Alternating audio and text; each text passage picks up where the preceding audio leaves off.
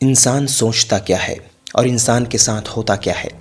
हम सांसारिक माया मोह में बंधे हैं। आज की देखते हैं और अपने आज के वर्तमान के हिसाब से भविष्य का आकलन करते हैं। परंतु नियति तय है, निर्धारित है। नियति को जो मंजूर है वही होगा। हम चाहे कितना भी कोशिश कर लें, होनी को नहीं टाल सकते। नमस्कार दोस्तों, रुचिका भक्ति चैनल देख रहे हैं आप और मैं भीम सिंह साहू आज आपको सुनाने वाला हूँ नियति पर आधारित एक बहुत ही सुंदर कहानी। एक प्रसिद्ध रूसी कहानी है। तलस्तान एक छोटी सी कहानी लिखी है। मृत्यु के देवता ने अपने एक दूत को भेजा पृथ्वी पर। एक स्त्री मर गई थी, उसकी आत्मा को लाना था। देवदूत आया लेकिन चिंता में पड़ गया, क्योंकि 3 छोटी छोटी लड़कियां जो जुड़वा थी, एक अभी भी उस मृत स्त्री के स्तन से लगी है, एक चीख रही है, पुकार रही है, एक रोते रोते सो गई, उसकी आंसू उनके आंखों के पास ही सूख चुकी है। 3 छोटी छोटी जुड़वा बच्चियां और स्त्री मर गई है और देखने वाला कोई भी नहीं। पति पहले ही मर चुका है, परिवार में और कोई भी नहीं। इन 3 छोटी बच्चियों का क्या होगा? उस देवदूत को यह ख्याल आया और वह खाली हाथ वापस लौट गया। उसने अपने प्रधान से कहा कि मैं न ला सका, मुझे क्षमा करें, लेकिन आपको स्थिति का पता ही नहीं है। 3 जुड़वा बच्चियां हैं, छोटी छोटी, दूध पीती, एक अभी भी मृत स्तन से लगी है, एक चीख रही है, पुकार रही है, एक रोते रोते सो गई है। हृदय मेरा ला न सका। क्या यह नहीं हो सकता कि उस स्त्री को कुछ दिन और जीवन के दे दिए जाए? कम से कम लड़कियां थोड़ी बड़ी हो जाए और देखने वाला कोई है ही नहीं। पति पहले ही मर चुका है। तब मृत्यु के देवता ने कहा कि अच्छा, तो तू अब समझदार हो गया, उससे ज़्यादा समझदार हो गया। जिसकी मर्जी से मौत होती है, जिसकी मर्जी से जीवन होता है। तब तो तुमने पहला पाप कर दिया और इसकी सज़ा तुम्हें मिलेगी। और सज़ा यह है कि तुझे पृथ्वी पर चले जाना पड़ेगा, और जब तक कि तू 3 बार हंस न लेगा अपनी मूर्खता पर, तब तक वापस न आ सकेगा। देवदूत को लगा कि नहीं, सही तो मैं ही हूँ। वह राजी हो गया दंड भोगने को, लेकिन फिर उसे लगा कि सही तो मैं ही हूँ और हंसने का मौका कैसे आएगा। उसे ज़मीन पर फेंक दिया गया। एक चमार सर्दियों के दिन करीब आ रहे थे। वह अपने बच्चों के लिए स्वेटर और कंबल खरीदने शहर गया था, कुछ रुपए इकट्ठे करके। जब वह शहर जा रहा था, तब रास्ते पर उसने एक नंगे ठिठुरते हुए इंसान को देखा। नंगा आदमी वही देवदूत है जो पृथ्वी पर फेंक दिया गया था। उस चमार को दया आ गई और बजाय उसने बच्चों के कंबल और स्वेटर खरीदने के, उसने इस नंगे आदमी के लिए एक स्वेटर और कंबल खरीद ली। इस आदमी के पास कुछ भी खाने पीने को ना था, घर भी ना था, छप्पर भी ना था जहां रुक सके।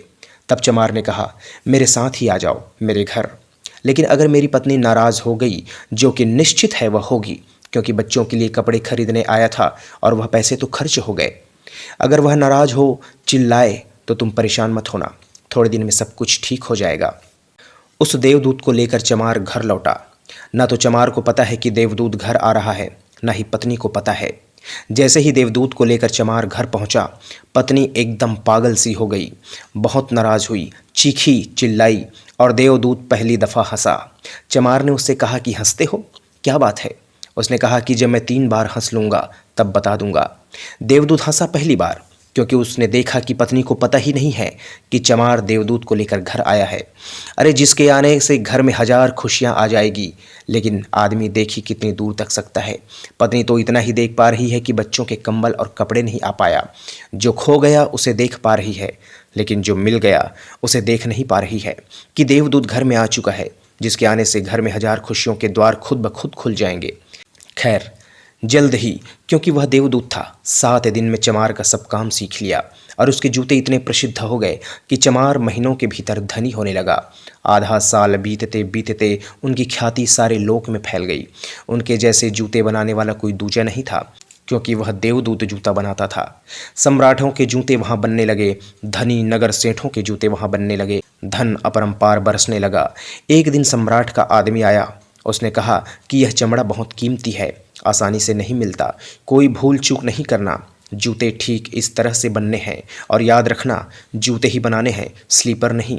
क्योंकि उस वक्त रूस में एक रिवाज था, अगर कोई आदमी मर जाता था तो उसे स्लीपर पहनाकर शमशान घाट तक ले जाया जाता था।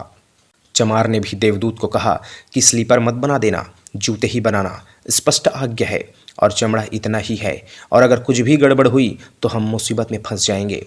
लेकिन फिर भी देवदूत ने स्लीपर ही बनाए। जब चमार ने देखे कि स्लीपर बने हैं तो वह क्रोध से आग बबूला हो गया। वह लकड़ी उठाकर देवदूत को मारने को तैयार हो गया।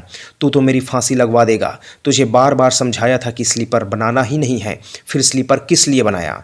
देवदूत फिर खिलखिलाकर हंसा। तभी एक आदमी सम्राट के घर से भागा हुआ आया और उसने हाफते हुए कहा कि जूते तो नहीं बना दिए, मत बनाना, स्लीपर ही बनाना, क्योंकि सम्राट की मृत्यु हो गई है। भविष्य अज्ञात है, सिवाय उसके और किसी को ज्ञात नहीं, और आदमी तो अतीत के आधार पर निर्णय लेता है। जिंदा था तब जूते चाहिए था, मर गया तो स्लीपर चाहिए। चमार उनके पैर पकड़कर माफ़ी मांगने लगा कि मुझे माफ़ कर दो, पर उसने कहा कि कोई हर्ज नहीं, मैं अपना दंड भोग रहा हूँ। लेकिन वो हंसा आज दोबारा। चमार ने पूछा कि हंसी का कारण क्या है। उसने कहा कि मैं 3 बार हंस लूँ। देवदूत दोबारा हंसा इसलिए क्योंकि भविष्य हमें ज्ञात नहीं है और हम आकांक्षाएं करते हैं जो कि व्यर्थ है।